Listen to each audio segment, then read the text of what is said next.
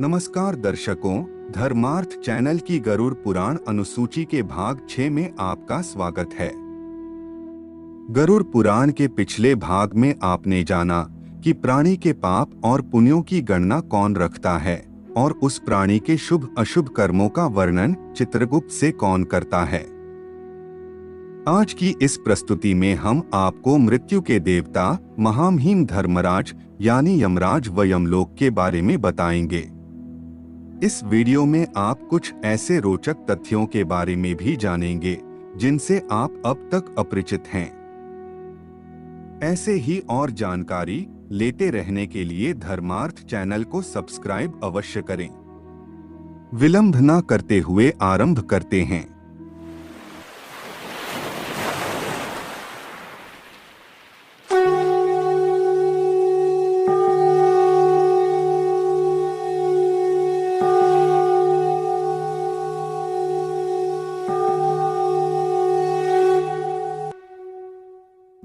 अब उस जीवात्मा को बहुधर्म भीति भवन नगर से यमलोक की ओर प्रस्थान कराया जाता है।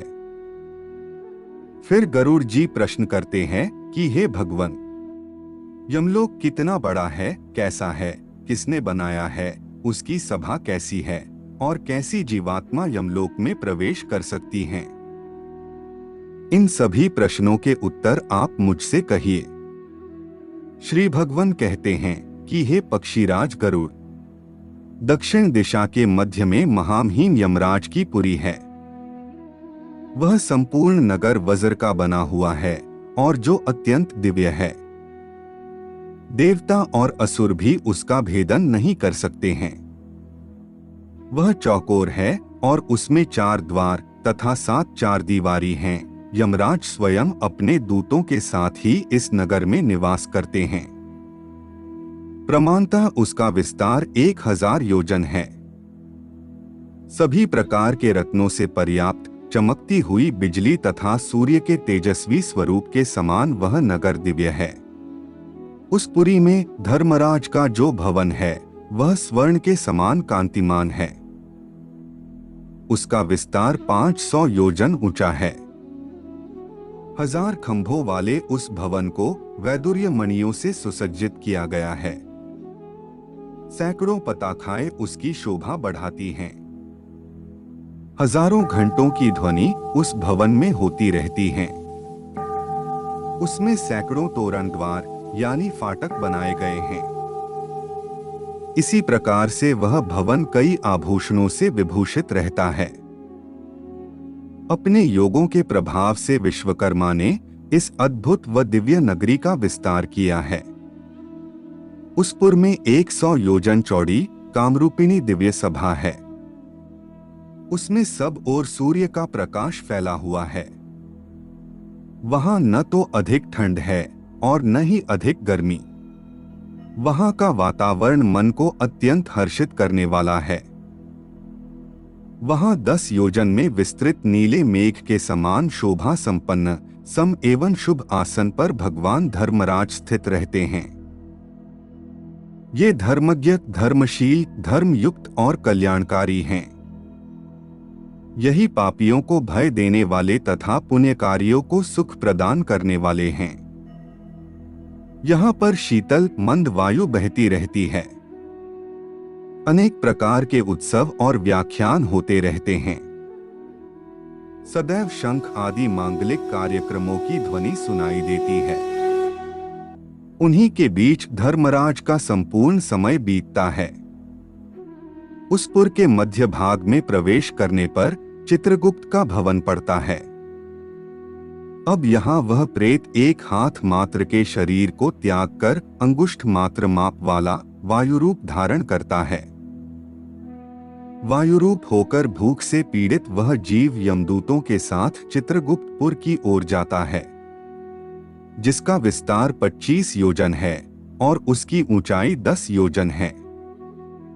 वह लोहे की दीवारों के द्वारा चारों ओर से घिरा हुआ एक महादिव्य भवन है।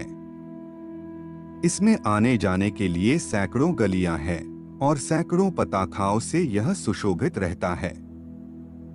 सैकड़ों दीपक इस भवन में प्रज्वलित रहते हैं। बंदीजनों के द्वारा गाने बजाने व गीत आदि की ध्वनियों से यह भवन गुंजायमान रहता है। चित्रगुप्त के इस भवन को सुंदर चित्रों से सजाया गया है। इस भवन में मुक्ता मणियों से निर्मित परम विस्मयकारी एक दिव्य आसन है, जिसके ऊपर बैठकर चित्रगुप्त मनुष्य अथवा अन्य प्राणियों की आयु गणना करते हैं। किसी के पुण्य और पाप के प्रति कभी उनमें मोह नहीं होता। जिसने जब तक जो कुछ भी अर्जित किया है वह उसे जानते हैं। वह 18 दोषों से रहित जीव द्वारा किए गए कर्म को लिखते हैं।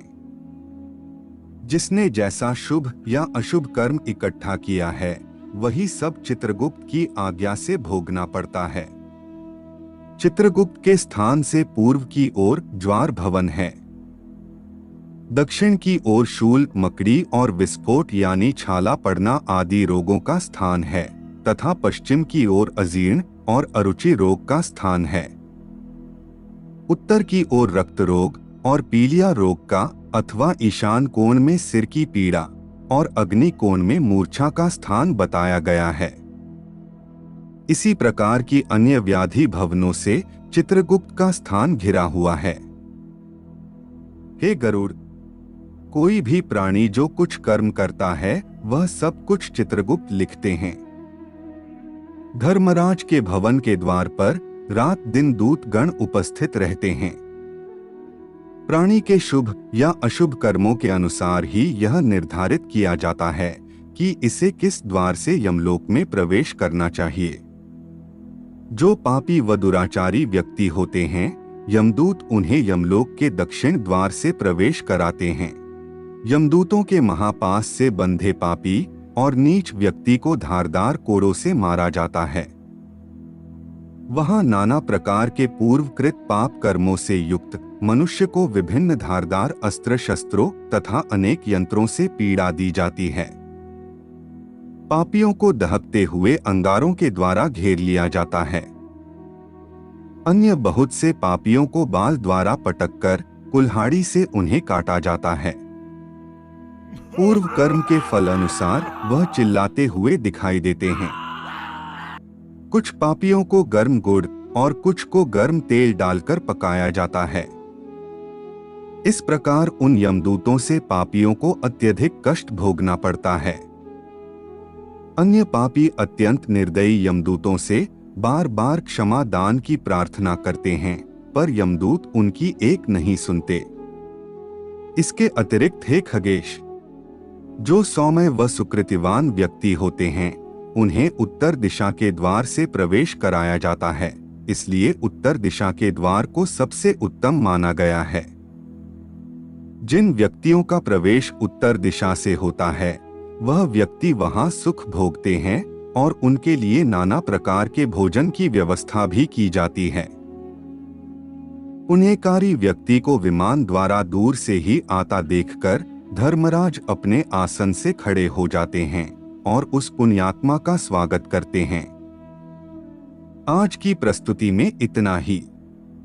अब हमारी भेंट अगले रविवार गरुड़ पुराण के एक और नए भाग के साथ होगी।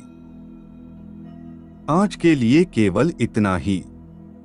जाने से पूर्व वीडियो को लाइक करें व चैनल को सब्सक्राइब अवश्य करें। तब तक के लिए जय जय श्री राम।